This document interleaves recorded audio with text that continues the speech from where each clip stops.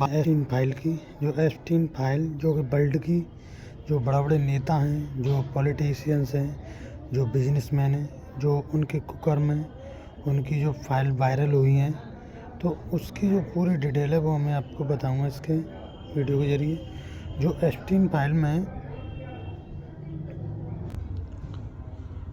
तो एप्स्टीन की नई फाइलों में दावा लड़कियों को जबरन प्रेग्नेंट कराया और यौन संबंधों के दौरान महिलाओं का गला घोंटा, सब फार्म हाउस में दफनाते थे। जैसे मौत हो जाती थी यौन संबंध के दौरान तो उसे मर जाती थी कोई लड़की, तो उसे फार्म हाउस है उसमें दफना देते थे। तो जेफरी एप्स्टीन से जुड़े मामले में एक बार फिर से गंभीर और चौंकाने वाले आरोप सामने आए। अमेरिका के जो जस्टिस डिपार्टमेंट ने हाल ही में नई फाइलें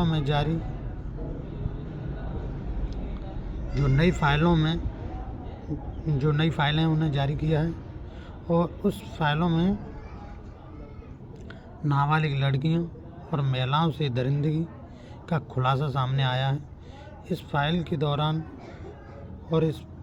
के अनुसार 2 विदेशी महिलाओं की मौत यौन संबंधों के दौरान गला घोंटे जाने से हुई थी और बाद में एप्स्टीन ने एक कर्मचारी ने उन्हें न्यू मैक्सिको स्थित फार्म हाउस जोरो रैंच में दफना दिया और इसमें एप्स्टीन की करीबी सहयोगी गिस्लेन मैक्सवेल भी शामिल थीं।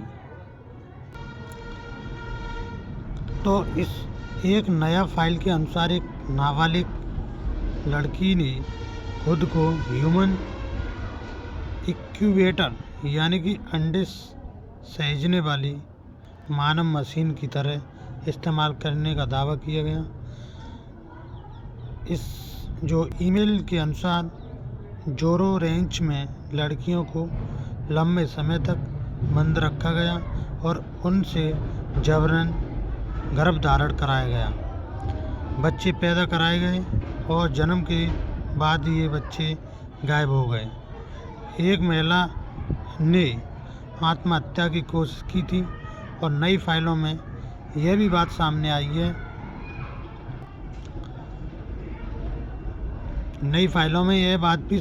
है कि एप्स्टीन से जुड़े कुछ सौदे पारंपरिक बैंकिंग सिस्टम के बजाय बिटकॉइन जैसे क्रिप्टो करेंसी माध्यमों से किए जाते थे। जो आप ट्रेडिंग करते हो उसके ज़रिए पैसे का लेन देन होता था, जिससे कि मालूम ना पड़े कोई भी चीज़ और कोई भी राज ना खुले। फाइलों से नहीं हटे पीड़ितों के नाम, तस्वीरें, न्याय विभाग ने गलती मानी। इस मामले से जुड़ी जो जांच फाइलों में न्याय विभाग की ओर से लापरवाही ठीक करने के दावों के बाद कई पीड़ितों की जानकारी दी गई है और तस्वीरें अब भी सार्वजनिक हैं और ऐसी फाइलों में पीड़िताओं की जो पहचान काले निशान लगाकर छिपाई जाती है। नाबालिग पीड़ितों की जो तस्वीरें और फ़ोन नंबर भी शामिल आए हैं। विभाग ने गलती मान ली है और फाइलों में रेडियो होस्ट और लेखक ब्रायन बिशप की जो एप्स्टीन से ईमेल के जरिए हुई बातचीत का भी जिक्र हुआ है और इसमें ईमेल्स में बिशप ने एक ऐसे रिसर्च प्रोडक्ट के लिए फंडिंग मांगी थी जिसे उन्हें क्लोनिंग के करीब बताया गया। एप्स्टीन ने जवाब में जो निवेश को लेकर सहमति जताई, लेकिन परियोजना का चेहरा बनाने वाले से इनकार कर दिया और 30 जून 2014 एक नए ईमेल में एक अज्ञात व्यक्ति की ओर से एप्स्टीन को किसी को मारने की अनुमति देने जैसी बात की गई थी। हालांकि ईमेल में इस पर एप्स्टीन का जवाब स्पष्ट नहीं आया। यौन अपराधी फिल्म शॉपिंग का लालच देकर नाबालिगों से दोस्ती करते थे। जस्टिस डिपार्टमेंट के जारी किए गए दस्तावेज के मुताबिक एप्स्टीन के जो साथी और गर्लफ्रेंड गिस्लेन मैक्सवेल ने 1994 से 1997 तक कई नाबालिग लड़कियों को यौन शोषण के लिए बुलाया और तैयार किया। मैक्सवेल के अलावा अलग अलग तरीकों से पीड़ितों और एप्स्टीन के जाल में फंसाया। सबसे पहले उनने कुछ नाबालिग लड़कियों से दोस्ती करने की कोशिश की और उनके जीवन और स्कूल और परिवार के बारे में पूछा। मैक्सवेल और एप्स्टीन उन्हें फिल्म देखने या शॉपिंग करने ले जाते थे, कभी दोनों के साथ तो कभी अकेले। इस तरह वे पीड़िताओं के करीब आते थे। मैक्सवेल नाबालिग पीड़ितों को मसाज देने के लिए मजबूर करती थी। पीड़ितों ने दोस्ती करने से मैक्सवेल यौन शोषण को सामान्य मानने की कोशिश करती थी और वे यौन विषयों पर बात करती थी।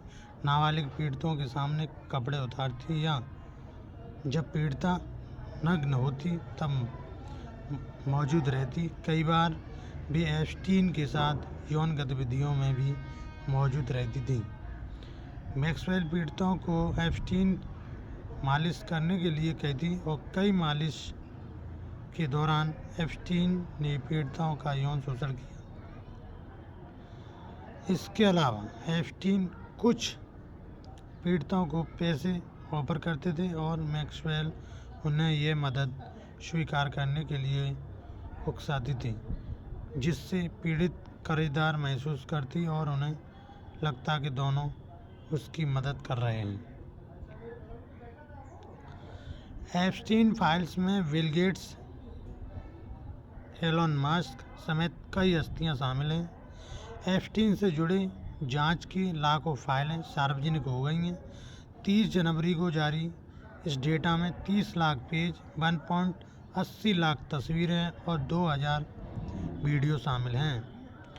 इन दस्तावेजों में दुनिया के कई अमीर और ताकतवर लोगों के नाम दर्ज हैं और इन फाइलों में जिन लोगों का जिक्र हुआ है उनमें टेक जो अरबपति एलन मस्क, माइक्रोसॉफ्ट के सह संस्थापक बिल गेट्स, अमेरिका के राष्ट्रपति डोनाल्ड ट्रंप, ब्रिटेन के प्रिंस एंड्रयू, उद्योगपति रिचर्ड ब्रेनस, सारा फ्यूजन्स, ब्रिटेन के पूर्व राजदूत पीटर मैडलेसन भी शामिल हैं।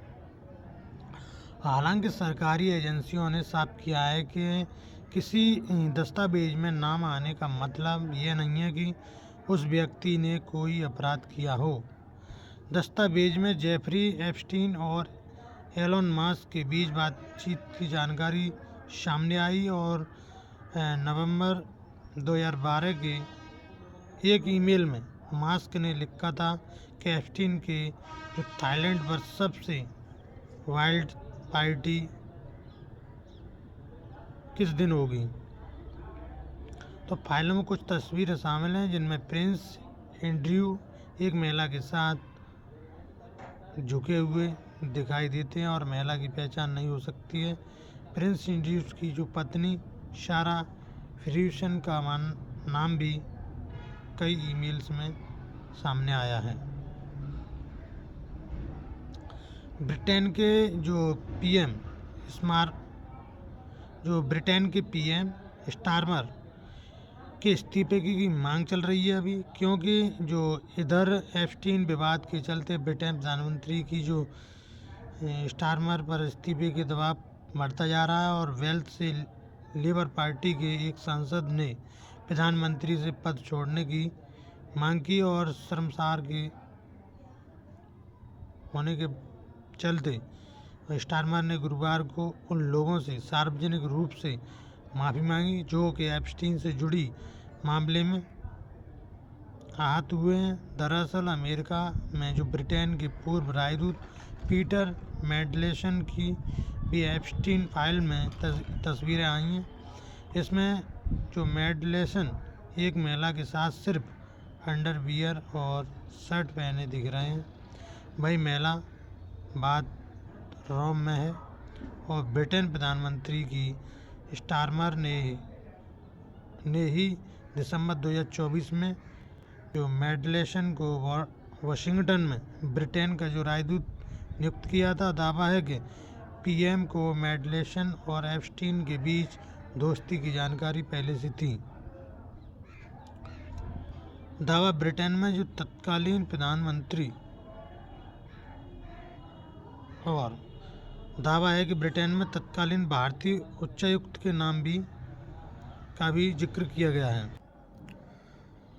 दावा किया गया है कि ब्रिटेन में तत्कालीन भारतीय उच्चायुक्त के नाम का भी जिक्र किया गया है। फाइल में भारत के पूर्व उच्चायुक्त वाईके सिन्हा का नाम भी सामने आया है। सिन्हा उस समय ब्रिटेन में भारत के हाई कमिश्नर थे और बाद में उन्हें 2020 में सरकार ने उन्हें भारत का मुख्य सूचना आयुक्त नियुक्त किया था। हालांकि फाइलों में उनके नाम का उल्लेख किस सत्र में है, इससे लेकर फिलहाल कोई आधिकारिक बयान नहीं है और सिन्हा की ओर से भी कोई बयान नहीं आया है। एप्स्टीन केस की पूरी कहानी क्या है? इसकी शुरुआत 2005 में तब हुई जब फ्लोरिडा में एक 14 साल की लड़की की मां ने पुलिस में शिकायत दर्ज कराई और इसमें कहा गया कि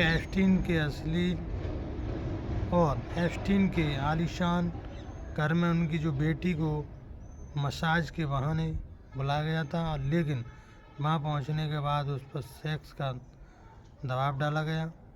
जब उसने घर लौट कर यह बात अपने माता पिता को बताई तो उन्होंने तुरंत पुलिस में शिकायत दर्ज की और तब पहली बार जेफरी एप्स्टीन के खिलाफ आधिकारिक शिकायत दर्ज हुई। पुलिस जांच के दौरान यह सामने आया कि अकेला समाज नहीं है और अकेला मामला नहीं है, क्योंकि बहुत सारी एफआईआर हो चुकी थी उस समय। तो लड़कियां एफआईआर उनकी जो फैमिली वाले कर देते थे, तो धीरे धीरे 50 नाबालिग लड़कियों की पहचान हुई जिन्होंने एप्स्टीन पर ऐसे कोई आरोप लगाए और पाम बीच पुलिस डिपार्टमेंट ने इस मामले को गंभीरता से लिया और कई महीनों तक छानबीन की गई और इसके बाद एप्स्टीन के खिलाफ क्रिमिनल जांच शुरू हुई और जांच से पता चला कि एप्स्टीन के पास मैनहट्टन और पाम बीच में शानदार विला है और एप्स्टीन यहाँ हाई प्रोफाइल पार्टियां कराता था। इसमें कई बार हस्तियां शामिल होती थीं। इसमें कई बड़ी हस्तियां शामिल होती थीं।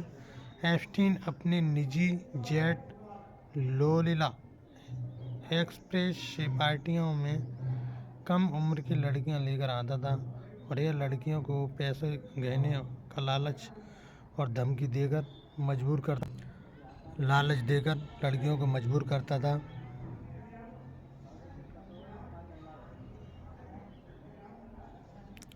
हालांकि शुरुआती जांच के बाद एप्स्टीन को लंबे समय तक जेल नहीं हुई और उसका रसूख इतना था कि 2008 में उसने सिर्फ 13 महीने की सज़ा सुनाई गई, जिसमें वह जेल से बाहर जाकर काम भी कर सकता था।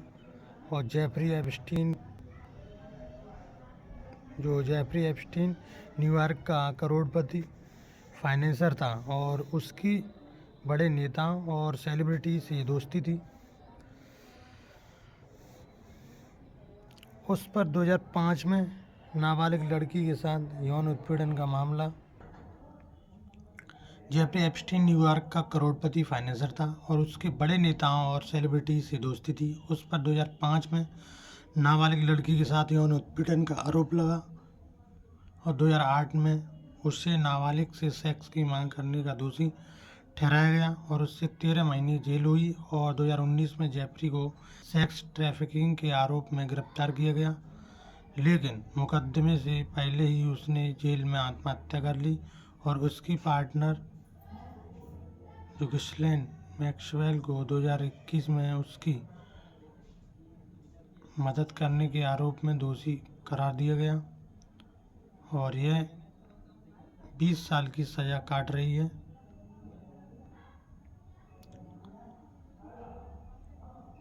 तो ये जानकारी आपको कैसी लगी? तो ये वीडियो ज़्यादा से ज़्यादा शेयर करें, लाइक करें, कमेंट करें।